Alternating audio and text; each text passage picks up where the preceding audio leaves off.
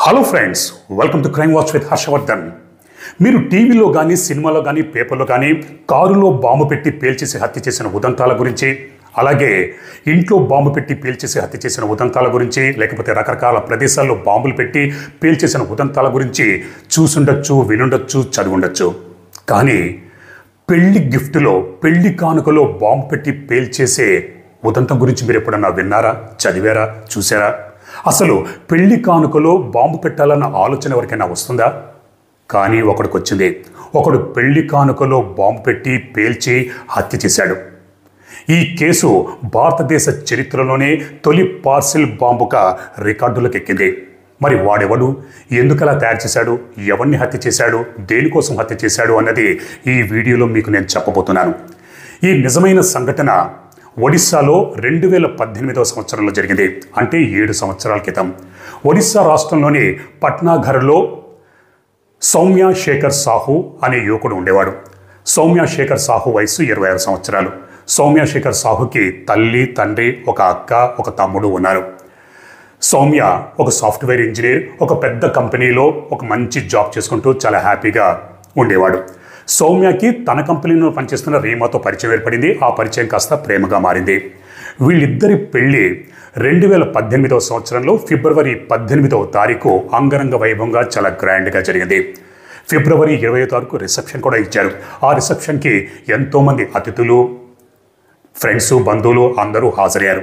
జనరల్గా పెళ్లికి కానీ రిసెప్షన్ కానీ ఎంతోమంది పెళ్లి కానుకలు, గిఫ్ట్స్ ఇస్తూ ఉంటారో మనకందరికీ తెలిసిందే. అదేవిధంగా వీళ్ళ పెళ్లికి ఎన్నో కానుకలు వచ్చాయి. పెళ్ళి అయిపోయింది, రిసెప్షన్ కూడా అయిపోయింది. దాంతో సౌమ్య, రీమా ఇద్దరు కూడా తమ పెళ్లికి వచ్చిన గిఫ్ట్లు అవన్నీ ఓపెన్ చేసి చూసుకుంటూ, అరే ఈ గిఫ్ట్ చాలా బాగుంది, ఎవరు పంపించారు, అరే ఫలానా వాళ్ళు పంపించారా అని ఇద్దరు ఆనందంతో మురిసిపోతున్నారు. ఫిబ్రవరి 23వ తారీఖు వచ్చింది.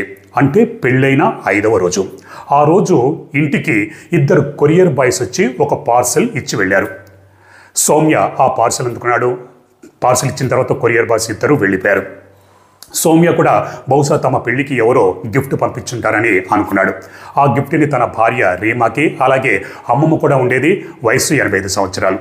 వీళ్ళు ముగ్గురు కూర్చుని ఆ గిఫ్ట్ బాక్స్ ఓపెన్ చేసి అందులో ఏముందో చూద్దామని పైనున్న ర్యాపర్ విప్పాడు. లోపల ఆకుపచ్చ కలర్లో బాక్స్ కనిపించింది. ఆ బాక్స్ చుట్టూ సన్నటి తాడు లాంటిది కట్టుంది. సరే లోపల ఏముందో చూద్దామని సౌమ్య శేఖర్ ఆ తాడును పీకాడు. ఎప్పుడైతే తాడును పీకాడో పెద్దగా శబ్దం, విస్ఫోటం, బాంబు పేలింది. ఆ బాంబు దాటికి ఇంట్లో ఉన్న సామాన్లన్నీ చెల్లా చెదరైపోయాయి. కొత్త పెళ్ళిడుకు సౌమ్య తీవ్రంగా గాయపడ్డాడు. దగ్గరలో ఉన్న అమ్మమ్మ వయసు 85 సంవత్సరాలు, అమ్మమ్మ కూడా గాయపడింది. రీమా కూడా తీవ్రంగా గాయపడింది. ముగ్గురిని హుటాహుటిన ఆసుపత్రికి తరలించారు. కానీ ఆసుపత్రికి తీసుకువెళ్లే లోపే కొత్త పెళ్లి కొడుకు సౌమ్య శేఖర్, 85 సంవత్సరాల వయస్సున్న అమ్మమ్మ ఇద్దరూ చనిపోయారు. కొత్త పెళ్లి కూతురు రీమా తీవ్రంగా గాయపడింది. ఈ బాంబు పేలుడు శబ్దానికి ఇరుగు పొరుగు వారు, చుట్టుపక్కల వారు ఒక్కసారిగా వాళ్ళు కూడా ఉలిక్కిపడ్డారు. వచ్చి జరిగిన సంఘటన తెలుసుకుని దిగ్భ్రాంతికి, షాక్కి గురయ్యారు. పోలీసులకు సమాచారం అందింది. పోలీసులు వచ్చారు. విషయం తెలుసుకున్న పోలీసులు కూడా దిగ్భ్రాంతికి, షాక్కి గురయ్యారు. ఈ విషయం మీడియాకి తెలిసింది. ఒడిస్సా రాష్ట్రంతో పాటు దేశమంతా ఒక్కసారిగా ఉలిక్కిపడింది. ఈ సంఘటన తీవ్ర సంచలనం కలిగించింది. ఎందుకంటే అప్పటిదాకా ఒక పార్సిల్లో బాంబు పెట్టి పేల్చాలన్న ఉదంతం కానీ సంఘటన కానీ జరగలేదు. దాంతో తొలి పార్సిల్ బాంబుగా రికార్డులకు ఎక్కింది. దేశమంతటా తీవ్ర చర్చనీయాంశంగా మారింది. ఎవరు ఈ పార్సిల్ బాంబు పంపించారు? సరే పోలీసులు కేసు నమోదు చేసుకుని ఇన్వెస్టిగేషన్ చేయడం మొదలుపెట్టారు. కొద్దిగా కోలుకున్న తర్వాత కొత్త పెళ్లి కూతురు రీమాని ఏం జరిగింది అని అడిగితే, రీమా ఆ రోజు మేము ఇంట్లోనే ఉన్నాము, ఇద్దరు కొరియర్ బాయ్స్ వచ్చి ఈ పార్సిల్ గిఫ్ట్ ఇచ్చెళ్ళారు, అందులో ఏదో ఉందనుకుని చెప్పి విప్పిన వెంటనే పెద్దగా పేలుడు శబ్దము, బాంబు పేలిందని చెప్పింది. మరి ఎవరు పంపించుంటారు? సరే ఆ పార్సల్ ఎవరు పంపించుంటారంటే రిసిప్ట్ ఉంది. పోలీసులు ఆ రిసిప్ట్ని స్వాధీనం చేసుకుని దాన్ని ఎవరు పంపించారని దానిపైన చూస్తే ఎస్కే సిన్హా, ఎస్కే శర్మ కొద్దిగా క్లారిటీగా లేదు. సరే పోలీసులు ఎస్కే శర్మ అని ఫిక్స్ అయ్యారు. ఈ ఎస్కే శర్మ ఎవరై ఉంటారు? సౌమ్య తల్లి సంయుక్త అని, అలాగే కొత్త పెళ్లి కూతురు రీమాని మీకెవరైనా మీ బంధువులు కానీ ఫ్రెండ్స్ కానీ ఎస్కే శర్మ ఉన్నారంటే వాళ్ళు ఎస్కే శర్మ అంటూ మా బంధువులు కానీ ఫ్రెండ్స్లో కానీ ఎవ్వరూ లేరని చెప్పారు. మరి ఈ పార్సిల్ బాంబు ఈ రిసిప్ట్ మీద ఎస్కే శర్మ అని ఉంది. మరి ఈ పార్సిల్ బాంబు అసలు ఎవరు, ఎక్కడి నుంచి వచ్చింది? కొరియర్ బాయ్స్ ఇద్దరు వచ్చారు. బహుశా వాళ్ళిద్దరి హస్తం ఏమన్నా ఉందా అని ఆ కొరియర్ బాయ్స్ని పోలీసులు అదుపులోకి తెలుసుకుని ప్రశ్నిస్తే ఈ హత్యకి ఆ కొరియర్ బాయ్స్కి ఎటువంటి సంబంధం లేదని తేలింది. మరి ఈ కొరియర్ బాక్స్ ఎక్కడి నుంచి వచ్చిందని పోలీసులు ఆరా తీస్తే అది ఛత్తీస్గఢ్లోని రాయ్పూర్ నుంచి వచ్చిందని పోలీసుల విచారణలో తేలింది. రాయ్పూర్ నుంచి ఎలా వచ్చింది? పోలీసులు అక్కడికి వెళ్ళారు. అక్కడికి వెళ్ళి విచారిస్తే ఈ కొరియర్ సంస్థలు అనేకం ఉంటాయి. ఈ రవాణా అంటే కొరియర్ పార్సల్స్ పంపించడం బస్సుల ద్వారా, ట్రైన్స్ ద్వారా, ఫ్లైట్స్, ఇలా రకరకాల మార్గాల ద్వారా రవాణా చేస్తూ ఉంటారు. అలాగే ఆ కొరియర్ సంస్థని విచారిస్తే వాళ్ళు కూడా ఈ పార్సిల్ ఎవరిచ్చారో ఏంటో అనేది చెప్పలేపారు. ఎందుకంటే ఎంతోమంది వస్తుంటారు, ఇస్తుంటారు, పైగా అక్కడ సీసీ కెమెరాలు ఏమీ లేవు. దాంతో పోలీసుల దగ్గర ఎటువంటి క్లూ లేదు. రిసిప్ట్ మీదేమో ఎస్కే శర్మ అని ఉంది. మరి ఈ ఎస్కే శర్మ ఎవరు? పోలీసులకి ఏం చేయాలో ఏమో పాల్పోవట్లేదు, కేసు ముందుకు వెళ్ళట్లేదు. సరే అని చెప్పి మరోపక్క పోలీస్ డిపార్ట్మెంట్ మీద ఒత్తిడి పెరిగిపోతుంది, మీడియాలో కవరేజ్ ఎక్కువైపోయాయి. దాంతో ఈ కేసు లోకల్ పోలీసుల నుంచి క్రైమ్ బ్రాంచ్ పోలీసులకి అప్పగించారు. క్రైమ్ బ్రాంచ్ పోలీసులు కూడా కేసును ఇన్వెస్టిగేషన్ చేస్తున్నారు. కానీ ఒక కొలిక్కి రావట్లేదు, పోలీసుల దగ్గర ఎటువంటి సాక్ష్యం లేదు. ఫిబ్రవరి నెల గడిచిపోయింది, మార్చి అయిపోయింది, ఏప్రిల్ నెల వచ్చింది. ఒక పక్క ఒత్తిడి పెరిగిపోతుంది. ఏప్రిల్ నెలలో క్రైమ్ బ్రాంచ్ ఆఫీస్కి ఒక ఆకాశరామ్ అన్న లెటర్ వచ్చింది. ఆ లెటర్లో ఈ కేసును మీరు ఇన్వెస్టిగేషన్ చేస్తున్నారు, ఈ కేసు గురించి నాకు పూర్తిగా తెలుసు, కానీ మీరు తప్పుడు దారిలో వెళ్తున్నారు, మీరు రాంగ్ ఇన్వెస్టిగేషన్ చేస్తున్నారు. మీరు ఏ రిసిప్ట్ మీద అయితే ఎస్కే శర్మ అనుకుంటున్నారో అది ఎస్కే శర్మ కాదు, ఎస్కే సిన్హా. అలాగే హత్య గావించబడ్డ సౌమ్య శేఖర్కి ఒక అమ్మాయితో సంబంధం ఉంది, ఒక అమ్మాయిని మోసం చేశాడు. అలాగే కొంతమంది దగ్గర డబ్బులు తీసుకుని డబ్బులు ఎగ్గొట్టాడు. అలాగే ఆస్తి వివాదాలు ఉన్నాయి, అందుకే ఈ హత్య జరిగింది. ఈ హత్యలో ముగ్గురి ప్రమేయం ఉంది, కాబట్టి మీరు సరిగ్గా ఇన్వెస్టిగేషన్ చేయండి, ఇన్నోసెంట్ పీపుల్ని మీరు వేధించకండి అని ఆకాశరామ్ అన్న లెటర్లో ఉంది. ఇదేంటి ఇలాగుంది అంటే ఇప్పటిదాకా తాము అనుకుంటున్నది ఎస్కే శర్మ కాదు, ఎస్కే సిన్హానా. సరే ఈ ఎస్కే సిన్హా ఎవరు అని సౌమ్య తల్లి సంయుక్తాన్ని అడిగితే ఎస్కే సిన్హా అని కూడా మా బంధువులు కానీ ఫ్రెండ్స్లో కానీ ఎవరూ లేరని చెప్పారు. రీమాని అడిగితే రీమా కూడా ఎస్కే సిన్హా అంటూ మాకు తెలిసిన వాళ్ళు ఎవరూ లేరని చెప్పింది. మరి ఈ ఎస్కే సిన్హా ఎవరు? పోలీసులో అయోమయం. పైగా ఆ లెటర్లో సాహుకి ఒక అమ్మాయితో సంబంధం ఉంది, ఒక అమ్మాయిని మోసం చేశాడు, అలాగే కొంతమంది దగ్గర డబ్బు తీసుకుని ఎగ్గొట్టాడనుందని పోలీసులు సీక్రెట్గా ఇన్వెస్టిగేషన్ చేశారు. కానీ చనిపోయిన సౌమ్య శేఖర్కి ఏ అమ్మాయితోనూ సంబంధం లేదు, అలాగే ఎవరి దగ్గర డబ్బులు తీసుకుని ఎగ్గొట్టిన ఉదంతాలు ఏమీ లేవు.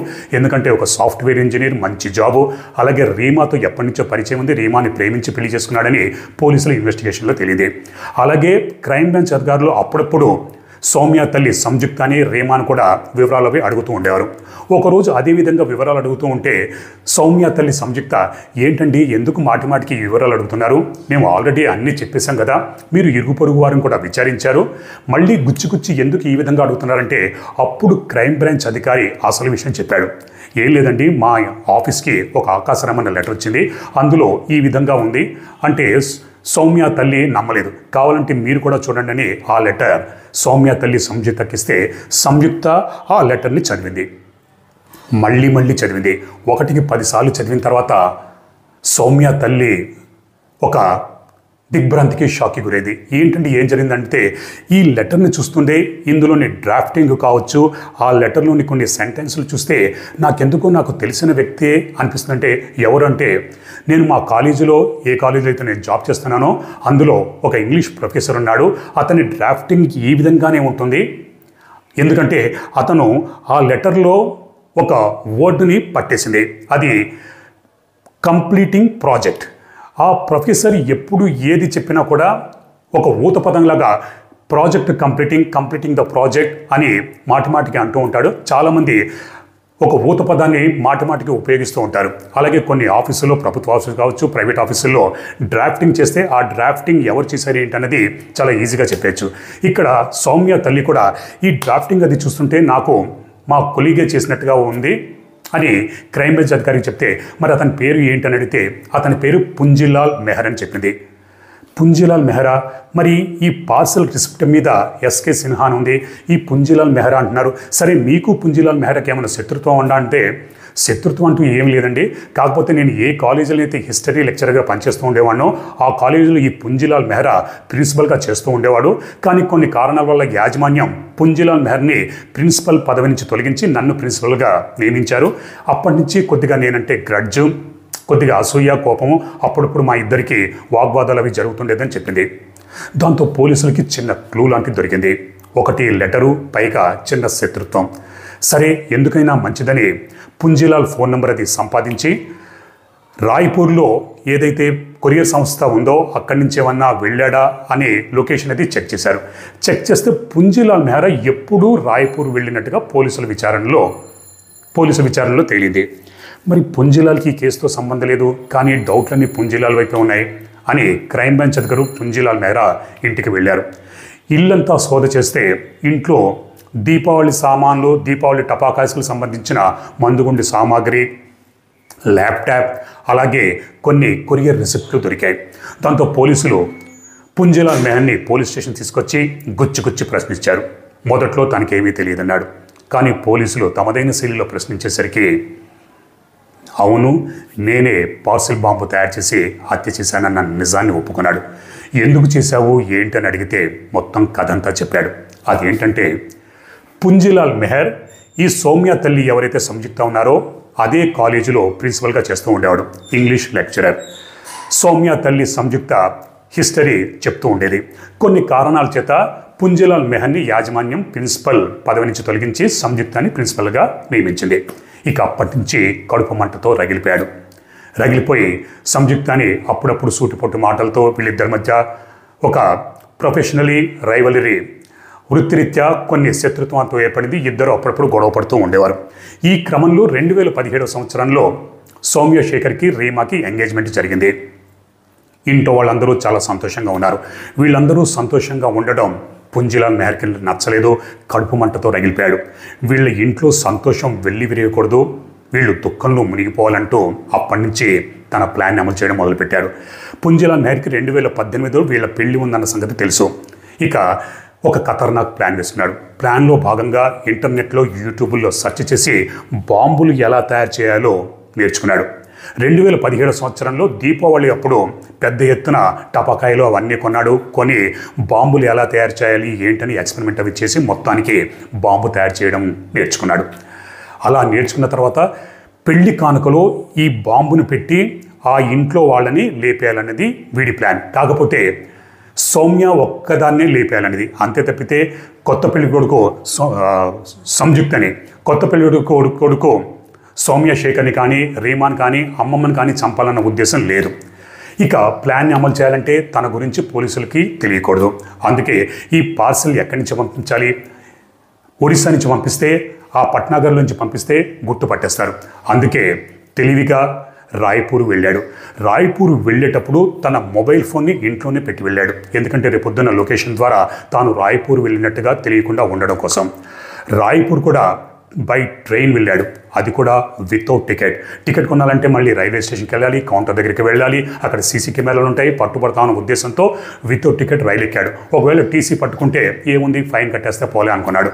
అలా వితౌట్ టికెట్ రాయ్పూర్ వెళ్ళి అక్కడ ఎక్కడైతే సీసీ కెమెరాలు లేవో ఆ కొరియర్ సంస్థని ఎంచుకొని అక్కడికి వెళ్ళి కొరియర్ పార్సల్ చేశాడు. తప్పుడు పేరు, తప్పుడు అడ్రస్ ఇచ్చాడు. తర్వాత అక్కడి నుంచి వితౌట్ టికెట్ మళ్ళీ ట్రైన్లో ఒడిశాకి చేరుకున్నాడు. ఆ తర్వాత పెళ్లికి అటెండ్ అయ్యాడు, రిసెప్షన్కి అటెండ్ అయ్యాడు, ఈవెన్ సౌమ్య సాహు అంత్యక్రియలు కూడా అటెండ్ అయ్యాడు. ఏమీ తెలియనట్టుగా నటించాడు. మరి లెటర్ ఎందుకు రాశావురా అని అడిగితే పోలీసుల్ని తప్పుదో పట్టించడానికి ఆ లెటర్ రాశాడు అన్నాడు. క్రైమ్ బ్రాంచ్ పోలీసులు రంగంలోకి దిగారు. రేపో మాపో తన గురించి తెలుసుకుంటారన్న భయంతో వాళ్ళని తప్పుదారి పట్టిద్దామన్న ఉద్దేశంతో తప్పుడు సమాచారం అంతా ఇచ్చి లెటర్ రాశాడు. చివరికి ఆ లెటరే పుంజిలాల్ మెహర్ దొరికిపోవడానికి కారణమైంది. ఆ లెటర్లోని ఒక పదం సౌమ్య తల్లి సంయుక్త కనిపెట్టింది. దాంతో హంతకుడు పోలీసులకు పట్టుబడ్డాడు. పోలీసులు కేసు అది నమోదు చేసి 2018 సంవత్సరం ఏప్రిల్ నెలలో అరెస్ట్ చేసి జైలుకి పంపించారు. ఆ తర్వాత ఛార్జ్షీట్ అది నమోదు చేసి కోర్టులో సబ్మిట్ చేశారు. 7 సంవత్సరాల పాటు కోర్టులో కేసు నడిచింది. ఈ సంవత్సరం అంటే 2025 సంవత్సరం పోయిన వారంలోనే కోర్టు పుంజిలాల్ మెహర్కి జీవిత ఖైదు శిక్ష విధిస్తూ తీర్పిచ్చింది. ప్రాసిక్యూషన్ ఉరిశిక్ష విధించమని వాదించింది, కానీ court rarest of rare case కిందగా పరిగణించకుండా జీవిత ఖైదు విధిస్తూ తీర్పిచ్చింది. అంటే పుంజిలాల్ మెహర్ జీవితాంతం జైల్లోనే చిప్పకూడు తినాలి. అలా ఒక విద్యావేత్త, ఒక ఇంగ్లీషు ప్రొఫెసర్, ఎంతో భవిష్యత్తు ఉన్నవాడు, చిన్న ఈగో కడుపు మంటతో తనని ప్రిన్సిపల్ పదవి నుంచి తీసేశారని, తన కొలీగ్ని ప్రిన్సిపల్ పదవిలోకి కుర్చీ ఎక్కించారని కడుపు మంటతో రగిలిపోయి ఒక దారుణమైన నిర్ణయం తీసుకున్నాడు. ఒక క్రైమ్కి తెరలేపాడు. బాంబు లాంటిది తయారు చేశాడు. ఫస్ట్ టైం పెళ్లి కానుకలో బాంబు పెట్టి సౌమ్య తల్లిని లేపేయాలనుకున్నాడు. కానీ చివరికి ఒక్క లెటర్ ద్వారా పోలీసులకు పట్టుబడ్డాడు. ఇప్పుడు జీవితాంతం జైల్లో ఉన్నాడు. అలా చిన్న చిన్న ఈగోలకి పోతే ఇటువంటి దారుణమైన అనర్థాలు జరిగే ఆస్కారం ఉంది. కాబట్టి తస్మాత్ జాగ్రత్తగా ఉండి ఎంత ఈగోని తగ్గించుకొని ఎంత సామరస్యపూర్వకంగా ఉంటే అంత మంచిది. మరి ఈ స్టోరీ మీరేమనుకుంటున్నారు? మీ అభిప్రాయాన్ని కామెంట్ రూపంలో నాకు తప్పకుండా తెలియజేయండి. మరో నిజమైన క్రైమ్ స్టోరీతో నేను మళ్ళీ మీ ముందుంటాను. అప్పటిదాకా మీరు, మీ కుటుంబ సభ్యులు క్షేమంగా, సురక్షితంగా, అప్రమత్తంగా ఉండాలని కోరుకుంటూ మీ హర్షవర్ధన్.